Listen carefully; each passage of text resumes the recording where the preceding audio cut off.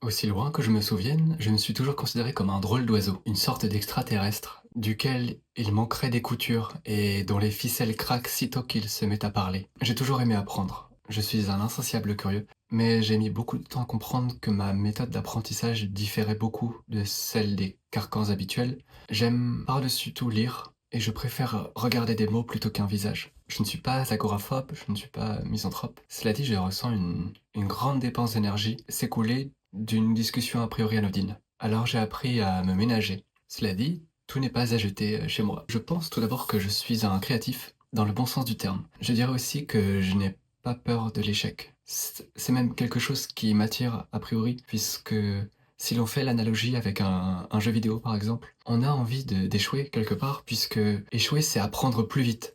C'est se confronter tout de suite avec la réalité des choses. Tant et si bien que je n'ai pas peur de me lancer dans des défis, de sortir de ma zone de confort, d'exploiter des choses que je ne connais pas encore chez moi. Mes défis, c'est l'hyper-fatigabilité au quotidien, les difficultés à travailler à heure fixe et selon des objectifs qui ne sont pas les miens, travailler 40 heures par semaine et aussi une forme de quête de sens qui fait que j'ai toujours besoin à la fois de diversité mais aussi de choses qui ont du sens pour moi et de pas avoir l'impression uniquement de travailler pour quelqu'un d'autre et selon les intérêts de quelqu'un d'autre. Mes forces, c'est ma rapidité de compréhension, le fait de pouvoir voir les choses dans leur ensemble de façon un petit peu systémique et le fait d'avoir à apporter une vision des choses assez singulière qui prend en compte beaucoup d'aspects. Et ça, cette vision-là, ça se transcrit à la fois dans mon travail dans l'informatique, mais aussi dans ce que j'aimerais apporter à ma pratique en psychologie. Et aussi, le point qui m'intéresse le plus, c'est dans mes romans et dans mes écritures, ce qui me permet de